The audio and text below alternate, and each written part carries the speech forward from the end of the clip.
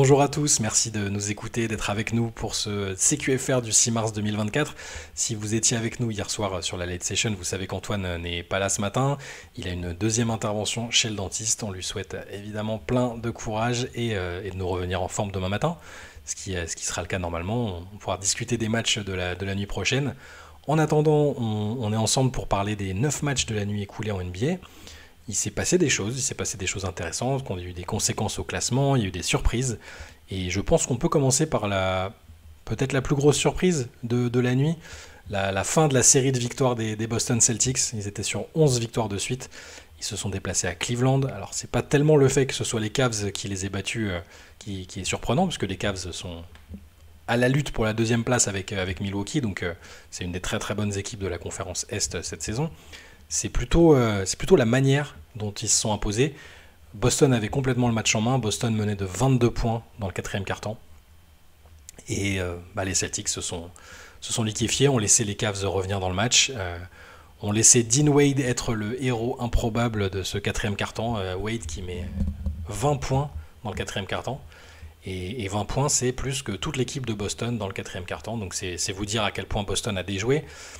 Boston aurait quand même pu remporter le match, au moins aller en prolongation, mais la faute sur Jason Tatum à 0,7 de la fin a été challengée par JB Bickerstaff, qui a donc gagné ce challenge, puisque les arbitres ont décrété que c'était Tatum qui avait créé le contact avec Darius Garland, et la faute a donc été annulée. Et pour la manière, il faut aussi préciser que Cleveland jouait sans Donovan Mitchell, ça c'est le cas depuis quelques matchs, et a perdu Evan Mobley en cours de route, donc c'est pas rien, hein. Il s'est blessé à la cheville en deuxième mi-temps, et malgré ça, ils sont revenus, ils ont effacé ce retard de 22 points, et ils se sont replacés dans la course à la deuxième place. Pour Boston, c'est pas dramatique. Alors les sceptiques diront que ils ont des doutes sur leur mental et sur leur capacité à le maintenir en play-off. Là, c'est un match de saison régulière, je pense pas qu'il faille tirer de conclusion alors qu'ils sont sur une lancée assez formidable. Il y a eu un relâchement coupable, et Cleveland n'est pas le genre d'équipe contre lesquelles tu peux te relâcher comme ça. On passe au choc de la nuit peut-être du côté de la conférence Ouest. C'était le dernier match de la nuit.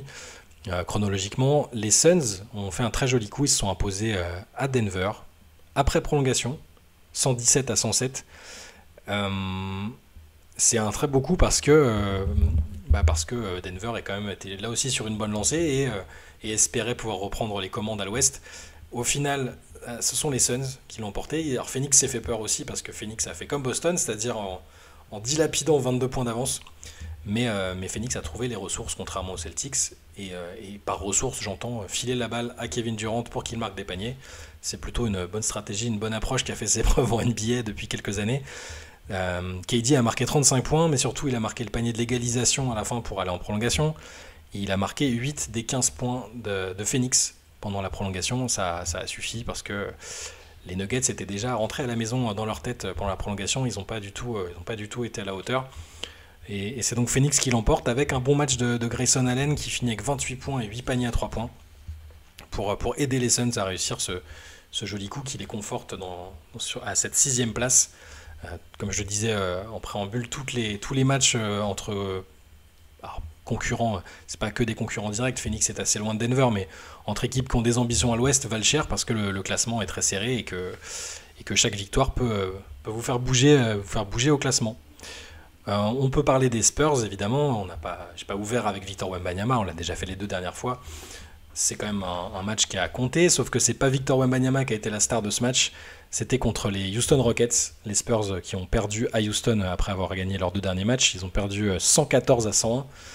Victor fait un match, alors on va dire moyen maintenant selon ses standards, pour ne pas dire plus, moyen en attaque avec 10 points à 4 sur 10 et 11 rebonds.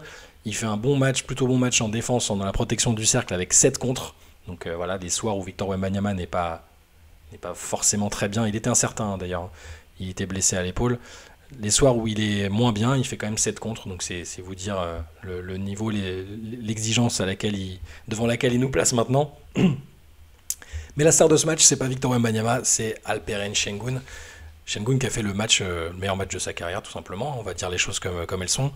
Le Turc nous a fait un match avec 45 points, donc son record personnel en NBA, 16 rebonds et 5 interceptions à 19 sur 32. qu'il a dominé ce match de la tête et des épaules. Ce duel direct et parfois à distance avec Wembanyama a été remporté haut la main. Comme le disait Benjamin, dont je vous invite à lire l'article sur le match, comme après chaque rencontre des Spurs, il écrit un article assez détaillé, il sort les points importants. Benjamin notait à juste titre que Sengun avait clairement cherché la confrontation, ou en tout cas n'avait pas fui la confrontation avec Wembanyama.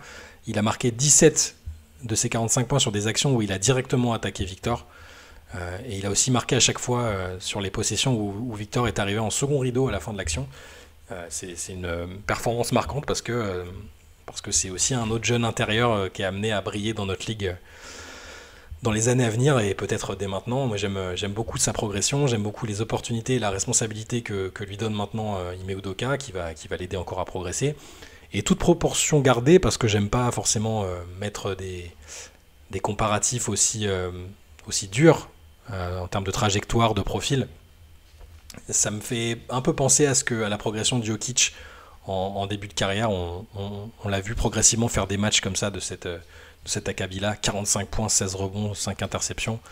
Sengun, c'est un joueur super à avoir joué. C'est un joueur avec une incroyable vision de jeu, une qualité de passe, un toucher. Et je pense qu'on n'a pas encore vu tout ce dont Alperen Sengun était capable. On reste à l'ouest avec une contre-performance à nouveau de la part des Mavs qui sont sur 3 défaites de suite maintenant après leur revers à domicile contre Indiana. On savait que ce serait un match offensif, on en avait parlé hier. Et Dallas qui perd 137-120 contre Indiana à la maison. Alors voir Luka Doncic enchaîner les triples-doubles avec au moins 30 points, ce qu'il n'arrête pas de faire en ce moment, c'est plutôt sympa visuellement, c'est sympa pour le spectacle, mais c'est pas la bonne formule pour les Mavs. En tout cas, sur ces 3 derniers matchs où il a fait ces performances-là, les Mavs ont perdu. Doncic compile 39 points, 11 passes et 10 rebonds, mais ça n'a pas empêché les Mavs de ne pas être capables de limiter l'attaque des Pacers, la bonne répartition des tirs. Les Pacers ont été 9 à marquer au moins 10 points, leur banc a été excellent, hyper tranchant avec 69-32 pour les remplaçants de Rick Carlisle. Et Dallas alors Antoine n'est pas là, c'est dommage parce qu'il aurait pu pondérer mon scepticisme, mais même si je les trouve beaucoup mieux et beaucoup plus cohérents depuis les renforts enregistrés à la deadline, j'ai toujours des doutes sur Dallas au moment des playoffs. Pas sur Doncic en lui-même, que je trouve incroyable, même pas sur Kyrie qui est plutôt irréprochable dans le jeu, il est même très bon cette saison, mais sur l'ensemble, je sais pas, c'est compliqué pour les Mavs, ils vont faire des matchs où ils donnent l'impression que sur un soir ils peuvent battre absolument n'importe quelle équipe, donc c'est plutôt bien dans un contexte de play-in auquel ils vont peut-être devoir faire face. Mais globalement, sur une série, j'ai du mal à les voir battre tant d'équipes que ça, même avec la présence de Luka Doncic qui a un niveau irréel, quoi. Donc les Mavs qui s'inclinent à domicile, et c'est leur 3e défaite de suite, 137-120. On file à l'Est. Antoine n'est pas là, donc je vais m'octroyer le droit de parler du Magic en premier, très rapidement. Orlando qui s'est emparé de la 4e place à l'Est grâce à sa victoire à Charlotte, 101-89. Donc ça, c'est pas un exploit, hein, même si c'est la 9e victoire en 11 matchs pour le Magic, avec 22 points de Paolo Banchero. Mais c'est aussi grâce à la défaite des Knicks que le Magic s'empare de la 4e place. Les Knicks alors ils étaient déjà déplumés avec Julius Randle, OG Anunoby et Jalen Brunson, au dernier match qui s'est blessé. Et, là, ça devient une hécatombe. Le 5 des Knicks, c'était Miles McBride, Josh Hart, Dante DiVincenzo, Isaiah Hartenstein, Precious Achiuwa. C'est tous des joueurs qui ont été bons avec Tom Thibodeau depuis qu'ils sont là, hein. Mais c'est difficile de ne pas avoir beaucoup d'alternatives et de devoir faire de ces joueurs-là tes titulaires indiscutables. Et donc les Knicks ils se sont inclinés à domicile contre Atlanta qui aime bien venir à New York, même sans Trae Young, et Atlanta qui s'est imposé 116-100. Et il y a pas, d'entrée, les Hawks ont pris les Knicks à la gorge, 33-15 dans le premier quart-temps. Les Hawks ont ensuite géré cette avance, notamment grâce à Jalen Johnson qui comme je parlais de Sengun juste avant, Sengun qui va être un candidat très très sérieux pour le titre de MIP.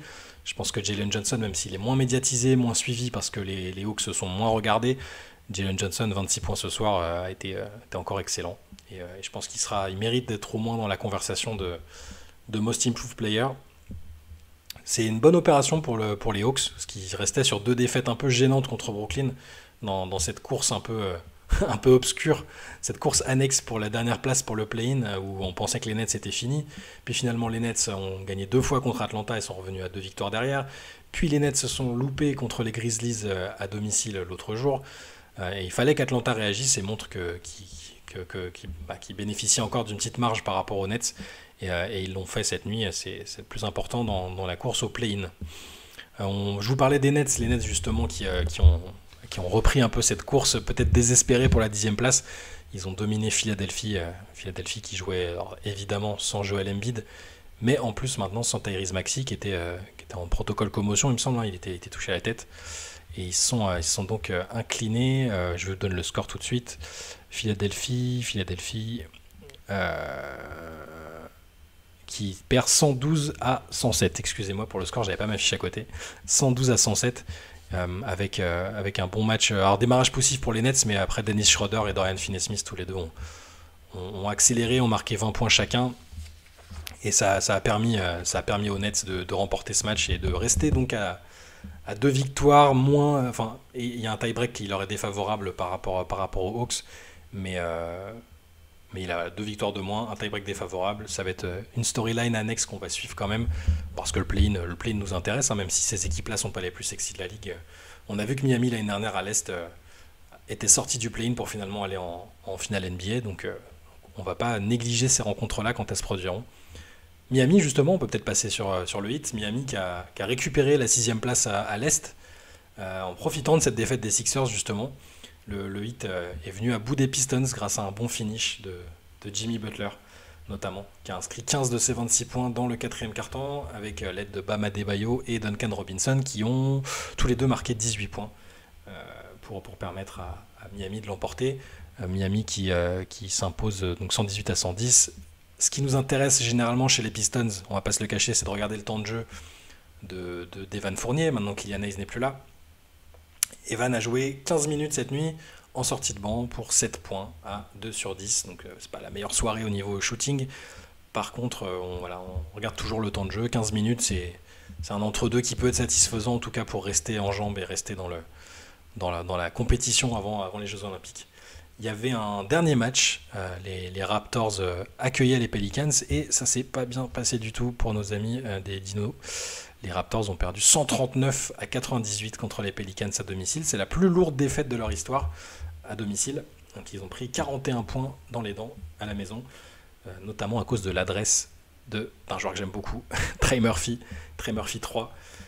10 sur 14 à 3 points. 10 paniers à 3 points pour Trey Murphy cette nuit. Et il n'y a pas eu de suspense et les Pelicans ont pu conforter leur 5e place à l'ouest.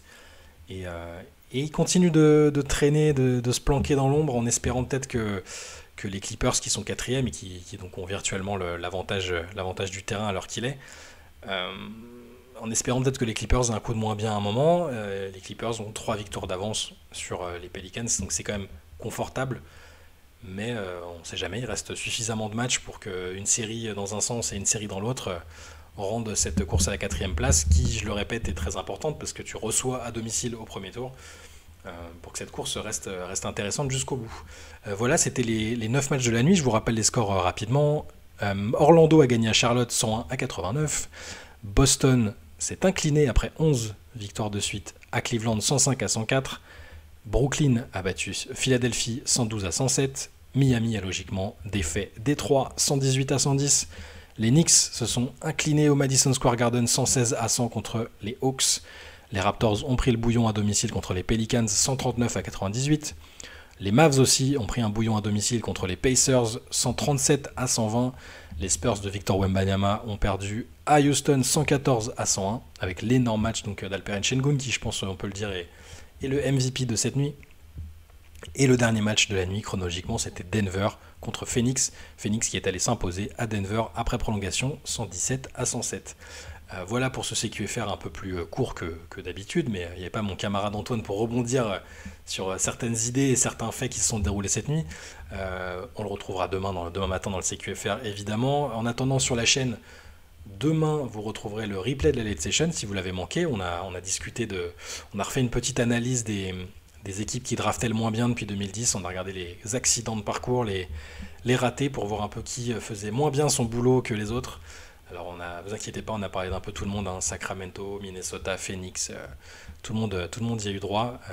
Je vous invite à regarder ça demain après-midi si vous êtes passé à côté hier soir.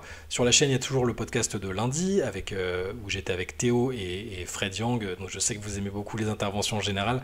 On a, on a digressé un peu sur l'intervention de l'ami Gilbert Arenas sur la place des Européens en NBA et leur responsabilité dans la baisse du niveau défensif. Et on a aussi parlé de l'arbitrage et de ce qu'il faudrait faire pour que l'arbitrage en NBA gâche moins le spectacle. C'est comme ça que nous avait proposé le sujet Fred. Et voilà, je vous invite à écouter ça, c'est très intéressant. Et nous, en attendant, on va se retrouver demain matin. Je vous souhaite une excellente journée et à très vite.